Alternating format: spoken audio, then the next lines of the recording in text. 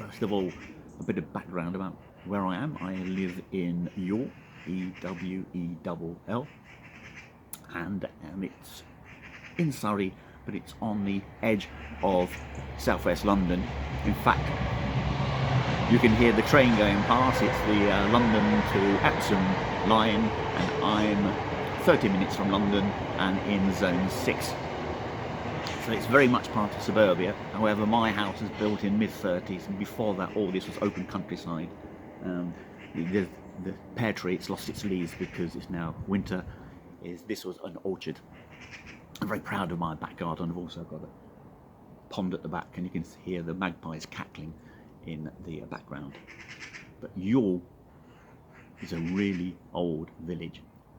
The actual name Ewell comes from the Saxon Etwell, E-T-W-E-L-L-E, which is a Saxon for well or spring. And in Ewell you have Ewell Spring, and it's where the river Hogsmill starts. It's a chalk river. It comes out at the base of the North Downs and then flows through the London clay only for about 6 miles to the River Thames at Kingston, the king's town where Anglo-Saxon kings were crowned. And the history goes much further back than that. Stane Street, the London road from London to Chichester, the first place it headed towards on its journey dead straight was Ewell Spring. Nowadays, most Londoners are unaware that the A24, which becomes a London road as it comes into Ewell, is Stane Street. So if you're coming out of London, going through Clapham, Balham, Merton, Morden, and then Ewell, and then on from here, Leatherhead, Dorking, Oxted, Billinghurst, Pulborough, and Chichester. So what I want to do is take you for a journey down this very interesting river, look at some of the wildlife, some of the locations. There's a connection with pre-Raphaelite painting and the history. So this is going to be a journey in space and time. And talking of space and time, I want to go to where the river Hogsmill starts at Bourne Hall.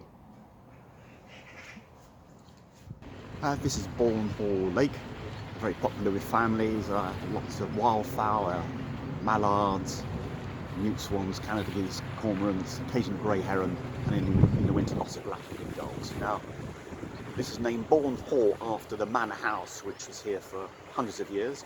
But in 1970 they replaced it by a new building. The new Bourne Hall, you can see behind me, looks like a Martian spaceship. It's actually a Grade 2 listed building, built in 1970, so it should have been celebrating its 50th year, but obviously we've had a lockdown with COVID-19.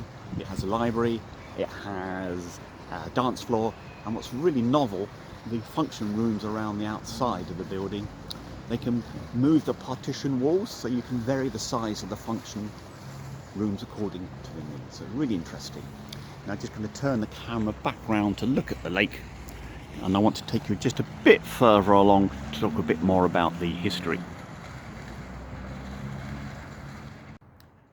You can see this mill wheel behind me, and there's evidence of mills along the river Hogsmill right back to William I, because it's mentioned in the Domesday Book.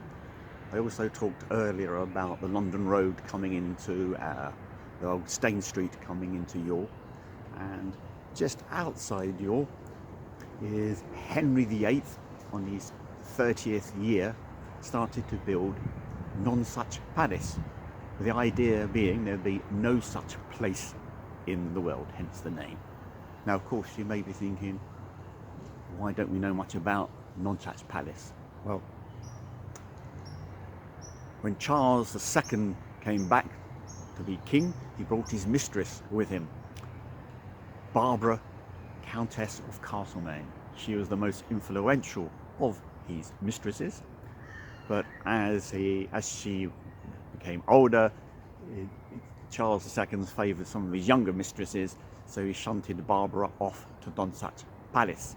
Now Barbara liked to gamble, and she owed so much money she actually knocked down the palace so she could pay off all the money she owed, and so that's why there's no Nonsuch Palace today. But there is a nice park, non-such park, and I must say Epsom and Ewell has an amazing range of open natural spaces which I think people are really appreciating during this time of a lockdown. And now I just want to take you a short distance down to what's called Horse Pond. We're now by the busy Chessington Road, but when it's countryside, when the road was here, this is Horse Pond, and the farmers used to bring their carts into the pond at the beginning of the spring, of your spring, to wash their carts. I like to think way back in Roman times with Stane Street that perhaps some of those Roman chariots were washed in the pond by the spring. That view along Chessington Road again, you can still see Horse Pond. And now we're looking at what we call Upper Mill Pond. It's not a pond, it's actually the beginning of the river Hogsmill. It's just obviously held back by the mill, which you can see just at the back of this shot. And basically the water here is very clear because the Hogsmill starts as a chalk stream. And although there's nothing here at the moment, quite often we get a very friendly grey heron looking for fish. This is the Upper Mill, which has been converted into offices, and there's a lovely area of woodland between the Upper Mill and what used to be the Lower Mill on the River Hogsmill. And on this first stretch you can actually see part of the river rather than the sort of mill pond. And what's very important, as I mentioned earlier about the River Hogsmill, it starts in the chalk, so the water is very clear, and so it's a chalk stream. And chalk streams are a very rare global habitat, and there's only about 200 chalk streams in the world, including the River Hogsmill. And just pan around a bit here, and what you can say here, this lovely raggedy serrated leaves are the leaves of the Hazel Tree. And it's a very nice area for hazel trees, and in Britain the hazel is a very important under canopy tree, and it's also important for a range of wildlife including the hazel dormice. Unfortunately no dormice here on the River Hogsmill, but the hazel tree, very important native tree. And coming back to look at the River Hogsmill, which flows all year because it's a chalk stream. This is another view of the River Hogsmill, and you can hear some ringneck parakeets overhead. I'll talk more about those later. I'm not that far from where I live, and it's been a real bonus during lockdown to be able to walk along this stretch of river. And with the River Hogsmill you can actually walk along most of its length from Ewell to Kingston. And I think a lot of people now really appreciate the importance of these local spaces, and hopefully we will go on to protect them as we come out of lockdown, because it's so important, not only for our fitness, for our body fitness, but also for our mental fitness as well. And I particularly enjoy when I either walk around here or go for a run for this lovely view along the top part of the Hogsmill. When they decided to have a path all the way along the River Hogsmill, they built this lovely wooden bridge underneath the tunnel which goes underneath the London to Epsom Railway, which I think was first built in 1847. Now, as a kid I lived about 3 miles away, but used to cycle down to the River Hogsmill to explore it. But in those days this wooden bridge, footbridge, wasn't here, and the only way to go underneath the tunnel was to wade through the river and walk through the dark tunnel. And for me it's a real, like I was on some amazing adventure, a bit like Indiana Jones. But of course when I was a kid that was before Indiana Jones, but I used to have great fun walking under the railway along the river. And you could say in many ways my whole urge to explore and discover wildlife started when I started exploring the River Hogsmill as a kid.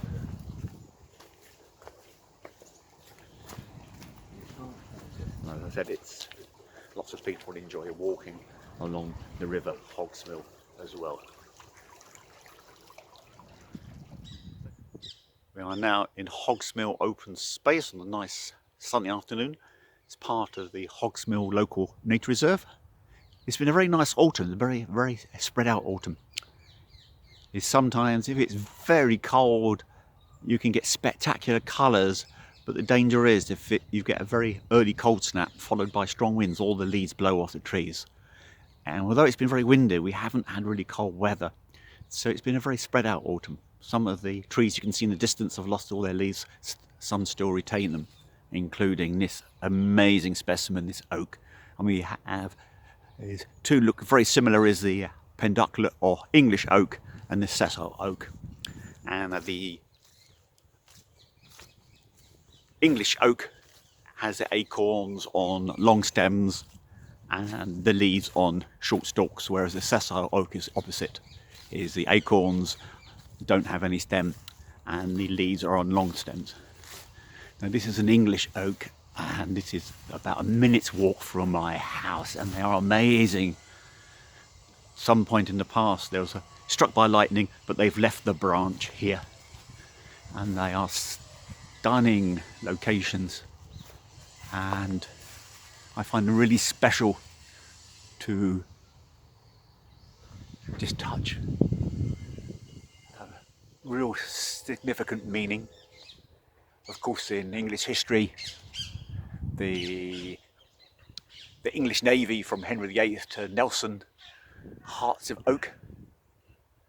And of course, the other incredible thing about the oak tree is it can support, they reckon, 2,300 species of animals and mosses, etc. 2,300 species.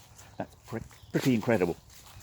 And of course, how old is this oak tree? I've got no idea actually. Now people think that a 500-year-old oak tree is old. Incorrect. An oak tree sort of grows for 300 years. It's a mature oak tree for 300 years, and it gradually gets old and hollows out over another 300 years or so. So left to their own devices, an oak tree can live up to about 1,000 years, and probably in certain cases quite a lot longer. Now here, looking at the River Hogsmill, still a very almost like a small stream, flowing more now because it's been raining. During the summer it may stop flowing, but it's always full of water because of the spring, which runs all year round. And here, as I walk along, you can see the first side tributary. Still very small. Sun's getting in the way a bit. But basically the main Hogsmill coming in here, and the first tributary coming in here, the Green Lanes tributary. Often used to come to this spot to look for fish, sticklebacks, and you can see it's still very clear because it's a chalk stream despite all the muddy banks.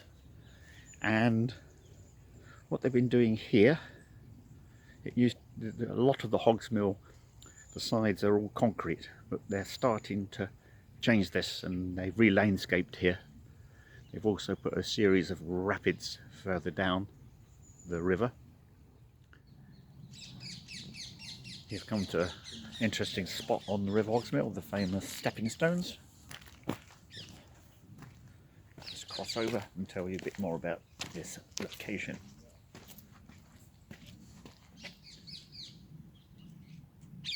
And looking downstream here,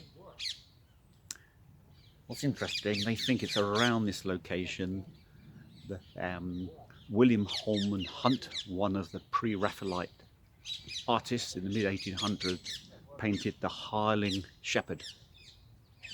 And the idea of the pre-Raphaelite artists was that they should use examples from nature in their paintings, and of course it's very relevant today with us also appreciating our natural surroundings.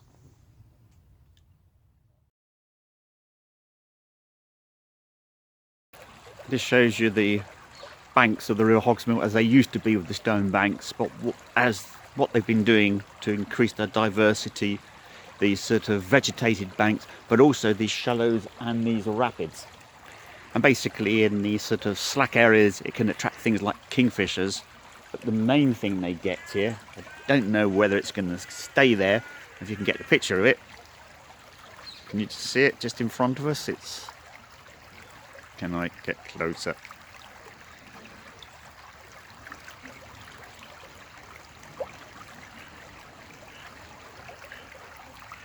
It's the grey wagtail. There we are.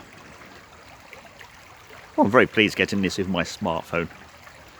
And this is one of the species often found along rivers and streams, which has benefited from what they've been doing along the River Hogsmill. With the recent rains, we've got this flooded area, this area of willow trees, which are often found in damp areas. What's interesting in this location, over here, we have what we call the Pack Horse Bridge. It's a lovely little bridge, and before the whole area, basically you have Stoneleigh on one side and Ewell on the other side of the River Hogsmill. This was built when there were a series of gunpowder mills on this section of the river. And from about, I think it was 1754 to 1875, you had a number of gunpowder mills along the River Hogsmill, and they supplied the Napoleonic Wars and may have even provided gunpowder for the American Civil War. Now, I want to, as we walk over this bridge, this tree here with these lovely yellow leaves, it's actually called the Hornbeam. I said most of the trees have lost their leaves, so why has this tree still got these leaves? And the leaves are oval shaped and have this serrated edge, and they have this lovely yellow colour because it's the autumn, but it's a hornbeam. It's probably not going to lose its leaves. At the end of the Ice Age, we had tundra, then we had Scots pines, and then the deciduous woodland. The oak came in about 7,500 years ago, but the hornbeam was the last of the deciduous trees to come in about 5,000 years ago. It's also the hardest wood. And earlier on I talked about Roman Britain. Apparently the Romans often made their chariots out of hornbeam. Here's a closer up view of the serrated edges, very subtle serrated edges of the hornbeam. As I said, in the autumn they have the leaves go quite yellow, but during the spring and summer they are green, lovely yellow colours. And I said they tend to retain them over the winter. Not all hornbeam trees, but quite a few do. And if you look at this tree, the branches spread out, very spreading out feature compared to the different shape of the oak tree next to it. And of course the oak tree will be losing its leaves like those trees further back. What I'd like to quickly point out over here, two things. First of all, the ivy on the tree, again, is so important for a whole range of wildlife. And in parks sometimes they can be too tidy in getting rid of ivy. And the other thing, so important, all this leaf litter and all the ground cover for a range of insects. And what's really good to see over here is this dead wood and this fallen tree. No idea when this tree actually fell. There used to be a tendency to be over tidy and remove all the trees in the UK, but particularly after the Great Storm of 1987, and I don't know when that was, when this tree fell, they've left a lot of the trees in place, and they are so important for a range of wildlife. Now it's a closer view of this dead tree, covered in bits of ivy. And what's amazing on this section, you can see all the different holes made by a host of different insects. And I said this tree must have been here for quite a time, because I can actually push my finger into it. It's gradually decomposing over decades. So again, really good to see these in place on the Hogsmill local nature reserve. Well, I'm now back at the Packhorse Bridge, and one of the Hornbeams is I've been talking about this is my first half of my talk on the River Hogsmill. I've been concentrating on the very upper reach, but I want to continue my exploration on the next tour, going right down to the end of the River Hogsmill in Kingston, where the Saxons kings were crowned. So I said we can hear the ring-necked parakeet, and could you hear there's a little like a squeaky wheelbarrow wheel. Sounds like a squeaky wheel you haven't oiled. That was a goldcrest. It's our smallest bird, and you often get an idea of where it is from the call, like a squeaky wheelbarrow wheel which hasn't been oiled, but good luck trying to see it. So just finally enjoying the view of the Packhorse Bridge and just the late afternoon sounds, and again lots of families and children going past enjoying the open spaces.